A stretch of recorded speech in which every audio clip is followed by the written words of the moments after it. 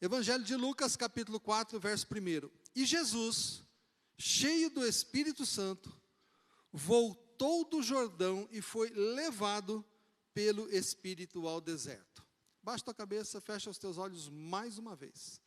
Pai, nós continuamos na tua presença e nesse instante nós clamamos para que o mesmo Espírito, ó Deus, que inspirou o evangelista Lucas a registrar esta passagem, revele a nós hoje, ó Deus, como a tua palavra nos afeta hoje. Ajuda-nos, ó Deus, a entender, a colocar em prática. Nós oramos por Cristo Jesus. Amém. Amém. Deserto. Eu já conversei com os irmãos sobre esse tema. No deserto. Já conversamos há algum tempo atrás. Faz bastante tempo. Mas o tema nosso hoje é no deserto. Vira para quem está do teu lado aí e fala assim, no deserto. Você já passou por lá? Pergunta aí. Você já passou pelo deserto? O deserto, ele tem um sentido literal, por exemplo, o deserto do Saara, que é pura areia, né? Não tem água, um oásis aqui, o outro acolá, mas é um lugar muito difícil. Deserto do Atacama e tantos outros esparramados pelo mundo aí, literal. Mas tem também o aspecto figurado dessa expressão. Né? Você já passou pelo deserto? Ou então você já ouviu alguém falar assim, puxa irmão, eu estou no deserto. E o que isso significa? Significa que é aquele momento, aquela fase da vida, onde parece que tudo vai contra a gente. O seu carro maravilhoso quebrou. Quem só vai entender o que eu vou falar agora quem tem carro velho. Quem tem carro zero não vai entender o que eu vou dizer.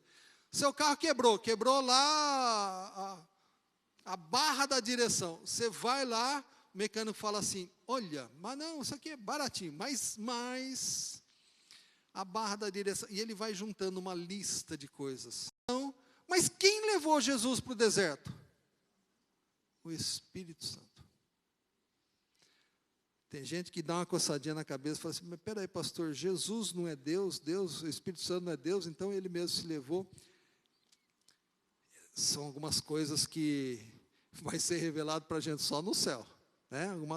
Mas a gente entende que Deus, enquanto algumas coisas, o Deus Criador, Deus Pai, o Deus Salvador, Jesus Cristo, e o Deus Intercessor, o Espírito Santo, todos são um, mas são individuais.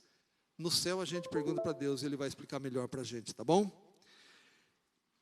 O próprio Espírito Santo leva Jesus para o deserto. Olha que coisa interessante. Isso significa, meu irmão, presta atenção, que Deus tem o controle total e absoluto sobre as nossas vidas. E muitas vezes é Ele quem nos conduz para o deserto. É Ele quem nos leva para o deserto. É Ele que nos leva para esse período de luta, de provação, de aflição, de angústia, de tentação inclusive. Mas no deserto é o melhor lugar para a gente aprender. Eu estava lendo essa semana que passou aí, sobre alguns aspectos dessa geração dos nossos filhos aí. Essa geração de 25, 26, 27, 28 anos, essa geração. Falando da tranquilidade dessa geração. A princípio, e claro que tem exceção para tudo, tá? Mas é uma geração que está experimentando tudo aquilo que os pais conquistaram. Felipe e o Mateus, eu comprei uma coleção para eles esqueci o nome dos negócios lá. Star Wars. Saiu um jogo de xadrez. Se você não sabe o que é, fique tranquilo. Mas eu comprei tudinho para eles. E por que eu comprei? Porque eu nunca tive aquilo. Eu tinha um vizinho que ele tinha coleção de indinho, soldadinho. Olha, a gente babava de ver a coleção. E ele brincava, ele não deixava a gente brincar. De vez em quando dava um ou outro soldadinho ali, mas ele que movimentava, ele ficava com a tribo, ele formava, e olha, deixava toda a criançada babando. Eu, então, agora, tendo um pouquinho melhor de condição, comprei para o Felipe e para o Mateus. Mas eles puderam brincar com aquela coleção? Está guardada lá, o dia que eles quiserem, leve para a casa deles. O Felipe tentou, mas não tem espaço na casa dele, então ele deixou a parte dele lá em casa, né? E o Mateus? O Mateus também, a mesma coisa.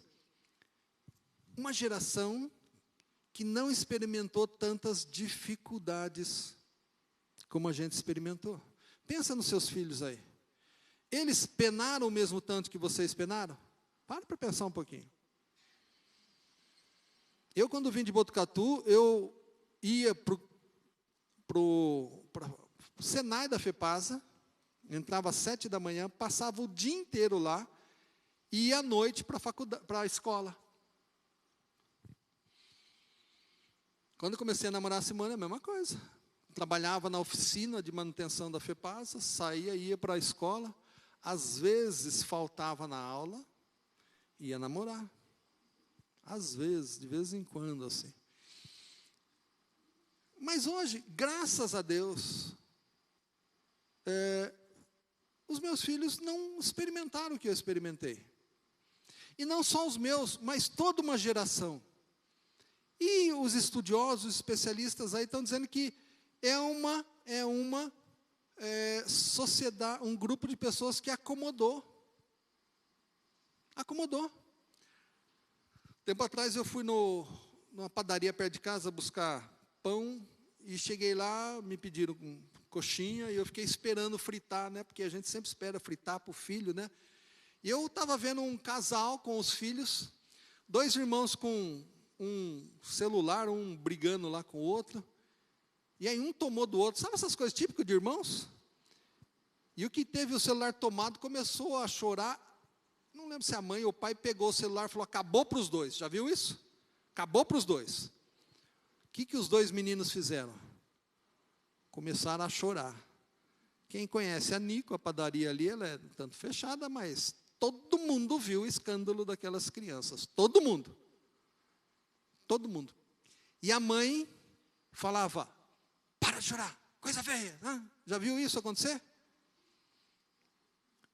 Vocês vão ver quando chegar em casa. Já ameaçou seu filho assim? Não deu 1 minuto de gritaria, o que a mãe fez? Deu o celular para o filho e o pai deu outro para o outro filho. Quem que ensinou quem aí? Os filhos ensinaram os pais. A gente percebe então que essa geração, ela, graças a Deus, graças a umas, né, é uma luta, né, uma dificuldade. A gente perdeu um ponto para ensiná-los. É uma realidade. Isso está sendo refletido em vários aspectos. Quem conseguiu educar os filhos e botou ordem, parabéns. Parabéns. Porque nós estamos vendo esse grupo de pessoas tendo tudo o que querem. Mas o deserto, um dia, vem para todo mundo. Todo mundo. De uma maneira ou de outra, o deserto vem. Quem já está um pouco mais calejado, entra, enfrenta, passa, aprende, cresce. Mas quem sempre teve tudo na mão, vai sofrer muito. E eu quero então relembrar com você algumas coisas que acontecem no deserto. E se você não passou, aprenda para quando chegar. No deserto, a primeira coisa, a gente aprende a depender de Deus. Diga para quem está do teu lado aí, aprenda a depender de Deus. No deserto, literalmente falando, é um lugar que tem pouca comida, tem pouca água, pouquíssima sombra, abrigo quase nenhum. Durante o dia é um sol de rachar coquinho, à noite é um frio danado. Assim é o deserto. Deserto é deserto. Mas foi no deserto que o povo de Deus aprendeu a depender de Deus. Por exemplo, quando Deus tira o povo do Egito, quando Ele tira o povo do Egito, vai para Canaã, o povo se rebela, por 40 anos o povo ficou caminhando no deserto. Deus deu o maná. Deus deu maná. 3 dias depois que o povo entra em Canaã e começa a comer do fruto da terra, cessou o maná. Olha que interessante. E o maná acompanha o povo aonde ele vai. Deuteronômio capítulo 8, verso 4. Durante estes 40 anos, as roupas que vocês usavam não envelheceram, e os seus pés não ficaram inchados. Quem já teve pé inchado aí, problema no pé que incha o pé e tem que botar o pé para cima? Hã? Durante 40 anos o povo não sofreu com isso, a roupa não envelheceu. Você consegue imaginar isso? Eu sei que para algumas pessoas aqui ia ser crise, né? Você ficar 40 anos com a mesma roupa, meu Deus do céu, né? O sapato não desgasta, não dá para trocar a blusa. Mas Deus fez isso com o povo dele. Deus deu o maná, o alimento. Deus deu água. Deus não permitiu que a roupa envelhecesse. Tudo e todos os aspectos, aquele povo dependeu de Deus. No deserto, a gente aprende que depender de Deus é a melhor coisa do mundo. Em situações normais, e quando eu digo normal, é quando o seu salário está dando para pagar as contas, não tem ninguém doente na família, está tudo bem com o marido, tudo jóia com a esposa, os filhos estão estudando, está tudo bacana, está tudo correndo bem. Geralmente, nesses momentos, a gente tende a se esquecer de Deus. Achar que as coisas estão bem porque nós somos bons. Porque a gente trabalha, porque a gente corre atrás. A gente acha que não é Deus que está dando as coisas para a gente. Então, de vez em quando, Deus permite que a gente dê uma passadinha pelo deserto. Às vezes a gente entra fundo, às vezes a gente dá uma raspada assim. Mas muitas vezes é Ele que faz isso. Para quê? Para que eu e você aprendamos a depender de Deus. Não é pela tua capacidade, não é pela tua inteligência, não é pelo teu grande saber que as coisas estão bem para você, mas pela graça e misericórdia de Deus na sua vida e na minha vida. Então, no deserto, a gente aprende a depender de Deus. Uma outra coisa interessante que acontece no deserto, a gente descobre o que é essencial. Diga para quem está do teu lado aí. No deserto, a gente descobre o que é essencial.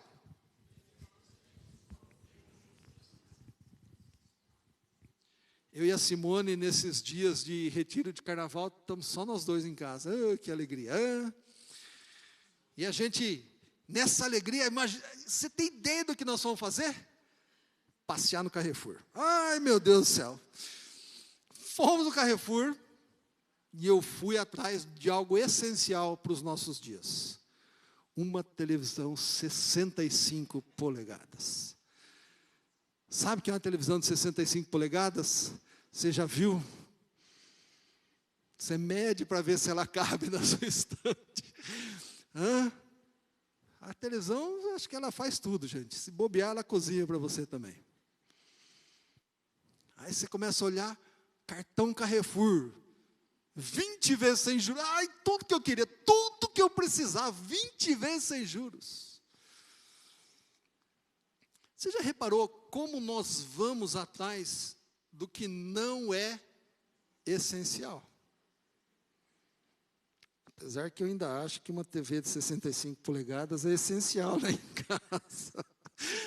Mas no deserto a gente começa a aprender que tem um monte de coisa que a gente, de fato, não precisa. Quando a gente passa pelas lutas, pelas dificuldades, a gente começa a entender. O povo que caminhou pelo deserto, Deus o alimentou com maná. Deus deu carne para eles. Não teve McDonald's. Conhece McDonald's? É essencial nos nossos dias, não é? Hã? Hein, Rafa? É, né? Eu sei que é. É fundamental você poder passar num drive-thru e comprar um lanche. Dar uma telefonada para o seu Cido. Seu Cido, manda cá. Joãozinho, vem cá, traz um lanche aí para nós. Percebe então como a gente acaba nos nossos dias, no cotidiano nosso, correndo atrás de coisas que não são essenciais, que pode até fazer falta num determinado aspecto ou outro, mas não é essencial. Não vai provocar a nossa morte, a nossa doença.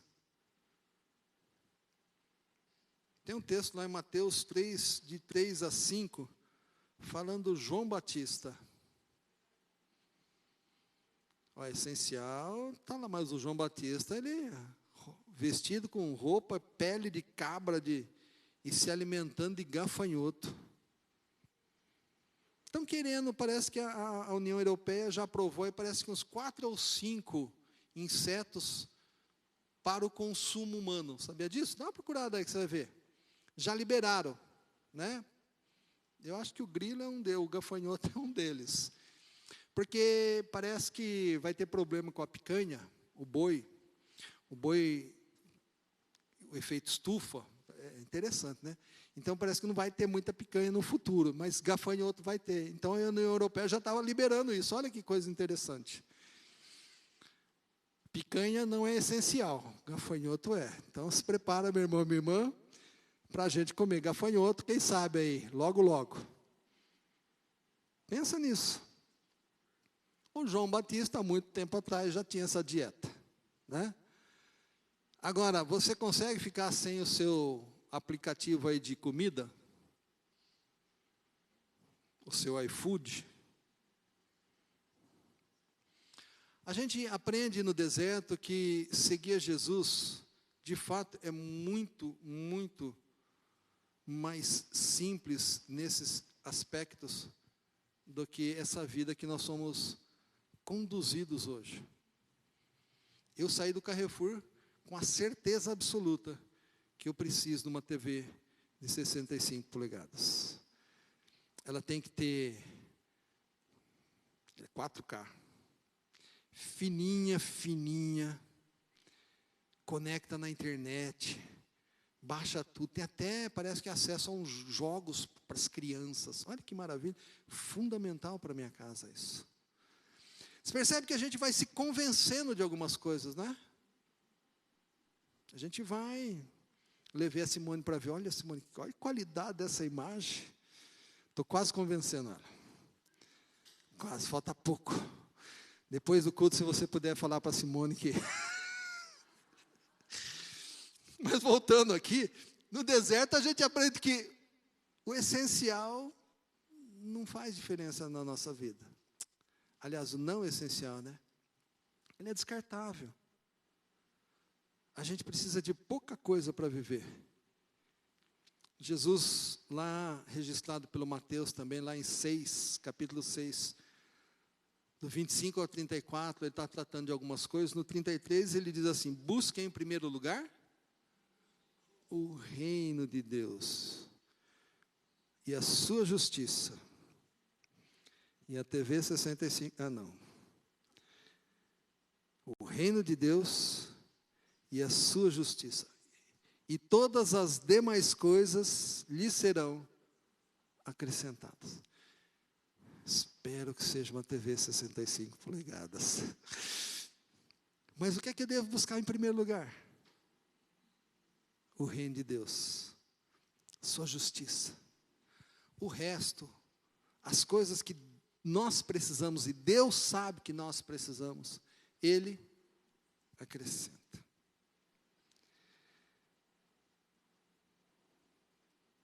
No deserto, a gente aprende mais uma coisa, meu irmão. Eu separei algumas aqui, mas eu quero compartilhar com você só mais uma.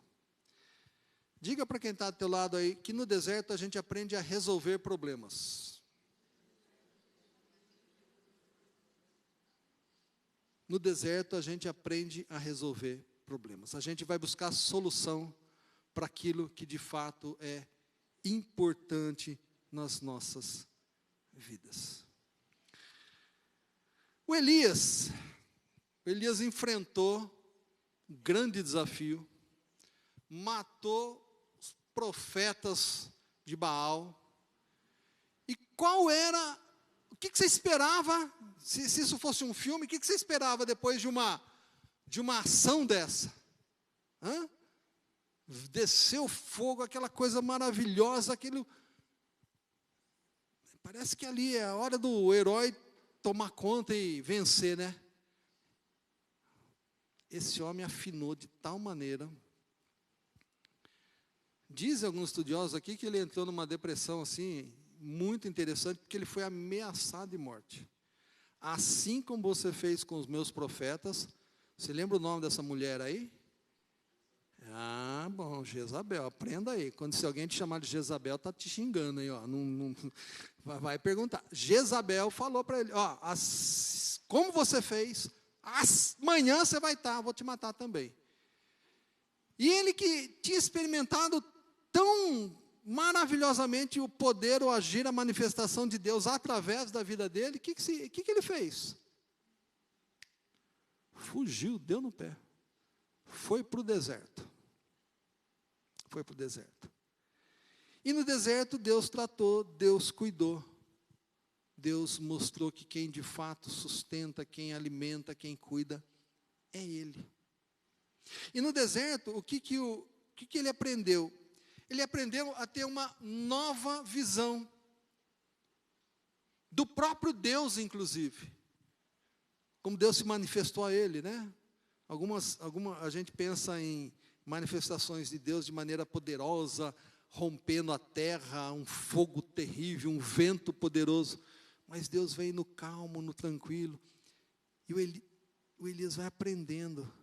Ele vai conhecendo do próprio Deus. Ele vai tendo uma nova solução das coisas, do sofrimento. No deserto ele fica sozinho com Deus. Você já passou um tempo sozinho com Deus? Na semana passada? Já passou? Semana passada terminou ontem. Você passou um tempo só você e Deus, conversando com Ele, colocando diante dEle os seus problemas, as suas dificuldades. Leu a Bíblia para ver Deus responder. Deus pode mandar um anjo para falar com a gente, para responder. Ele pode, claro que pode. Mas de maneira comum, de maneira ordinária, Ele responde através da palavra, da Bíblia, que já foi escrita. É a maneira comum de Deus agir. Ele age de maneira extraordinária? Age. Mas quando Ele quiser, não é quando você quiser, é quando eu quiser. Quanto tempo você não fica sozinho com Deus? Ih, pastor, não consigo nem ficar sozinho com meu marido, com meu esposo, imagina com Deus. Cuidado, hein? No deserto, irmãos, a nossa esperança, ela é refinada. No deserto, a gente acha que não tem possibilidade de absolutamente mais nada. A gente acha que não tem solução, que a doença não tem cura, que emprego é impossível, que o casamento acabou, que aquilo já não dá mais certo. Mas no deserto a gente vai aprendendo a ter esperança, porque a nossa esperança, quando a gente passa pelo deserto, a gente aprende a depositar em quem de fato tem poder para todas as coisas, em Deus. Quando a gente tem muito dinheiro, a gente acha que a gente pode alguma coisa. A gente paga um bom plano de saúde, tem uns que podem mandar blindar o carro por causa de segurança, né, e faz outras coisas aí.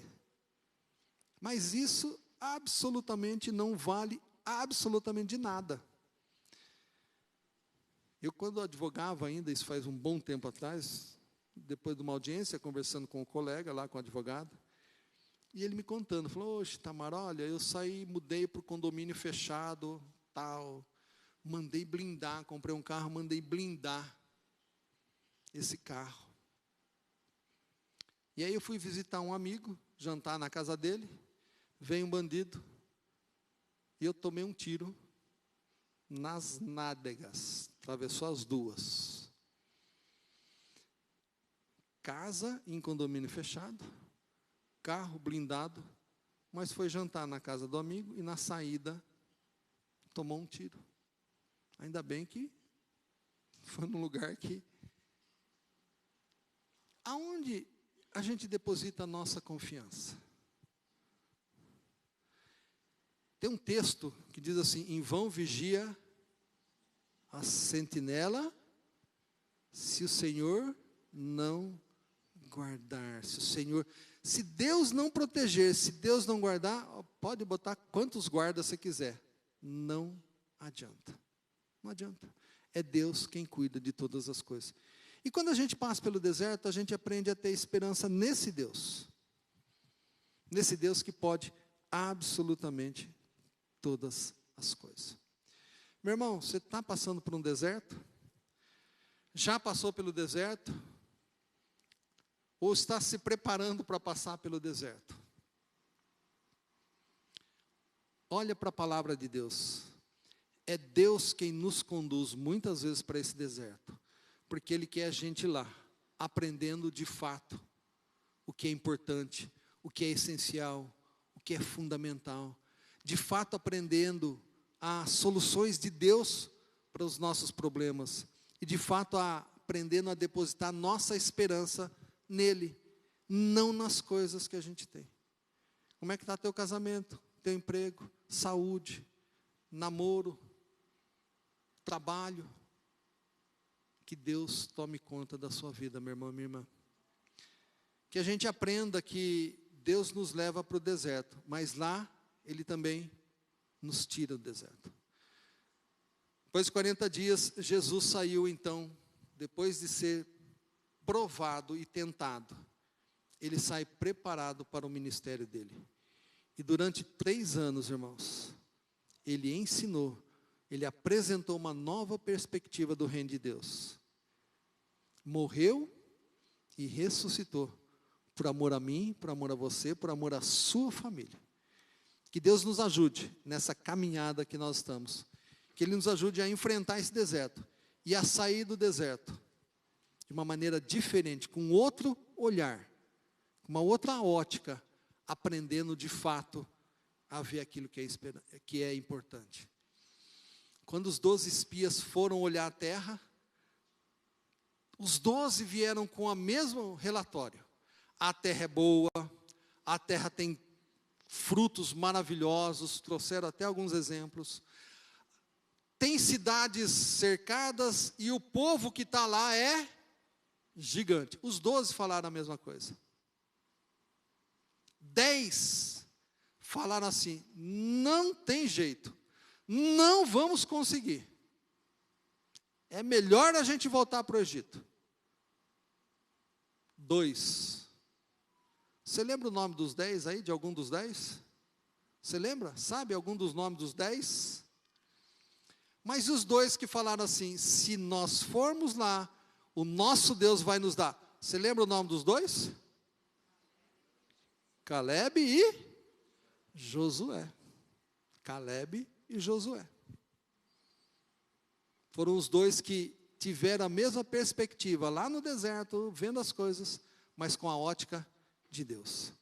Baixa tua cabeça, fecha os teus olhos. Deus bendito, nós continuamos na tua presença, ó Pai.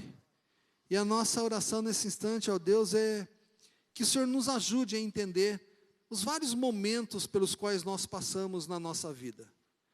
E é aquele momento, ó Deus, onde a nossa sensação é que estamos caminhando, passando por um deserto. Seja por problema financeiro, problemas de relacionamento, enfermidade, problemas emocionais. Seja o que for, ó Deus. Obrigado porque o Senhor permite que nós passemos por esses momentos na vida da gente. E não apenas permite, mas muitas vezes o Senhor nos conduz até esses momentos. E obrigado a Deus porque o Senhor nunca nos abandona. E quer estejamos, ó Deus, passando por essa fase difícil da nossa vida, estejamos passando pelo deserto, o Senhor está conosco. O Senhor nunca nos deixa sozinho. Ajuda-nos, ó Deus, a entender essas fases pelas quais passamos. Ajuda-nos, ó Deus, a aprendermos, ó Deus, especialmente que tudo depende do Senhor. Ajuda-nos, ó Deus, a ter uma visão diferente, uma visão conforme o Teu propósito, a olharmos, ó Deus, e vermos com a Tua ótica, com o Teu olhar, ó Deus, a aprender aquilo que é essencial, aquilo que de fato é importante. E ajuda-nos, ó Deus, a depositarmos a nossa esperança no Senhor, que pode absolutamente todas as coisas. Ajuda-nos, ó Deus, porque o deserto ele é difícil, ele nos assusta, ele nos desanima, ó Deus. Mas com o Senhor, tendo essa certeza e a convicção de que o Senhor nunca nos abandona, ó Deus, ajuda-nos a passar. Aumenta, ó Deus, a nossa fé. Nós oramos, ó Deus, por Cristo Jesus, o nosso Salvador e o nosso Senhor.